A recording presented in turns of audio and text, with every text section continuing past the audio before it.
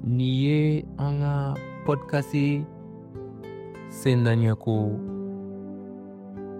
kɛmɛnan ye min bɛ lase Banɛma Sogoba ani Nathaniel Danbele fɛ.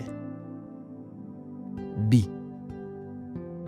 sibiri mɛ kalo tile 3 san 2025 an ka bi verse kalanta o bɛ bɔ Efesikaw kitabu la.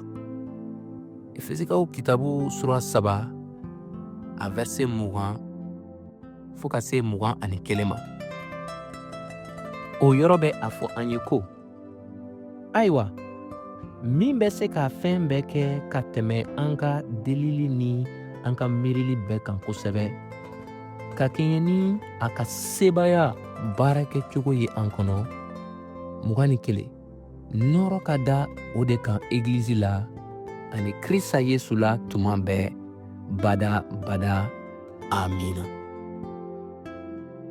Cogoya bɛ Ala bolo ka a kɛ ka tɛmɛ an ka deliliw, an ka sigow ani an ka miiriliw kan.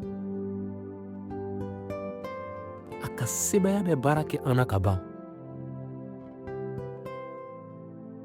hali ni a sɔrɔla ko an tɛ a lakodɔn kosɛbɛ an yɛrɛ la. An kana na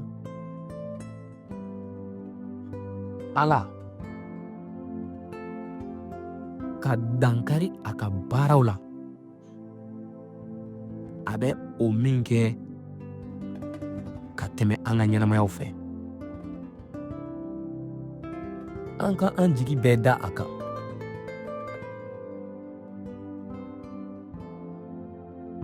Ka a to ale sagoya ka dafa an ka ɲɛnamaya la. An ka a tanu an ka egiliziw kɔnɔ, an dusukun na, kamasɔrɔ a nɔrɔ ye nɔrɔ banbali. Jijali ye nin ye ko bi i ka i sigi ka ko dɔ makɔnɔ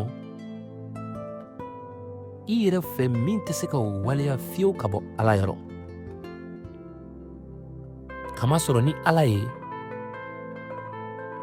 fɛn si man bon ka tɛmɛ, fɛn si tɛ yen ko Ala tɛ se ka min kɛ. A bɛ baara kɛ ka tɛmɛ an hakiliw ka miiriliw bɛɛ kan. Ni laseli kɛra ka bɔ Delivery par Christ yɔrɔ ka kibaru duman fɔ ni dɔnkiliw ye.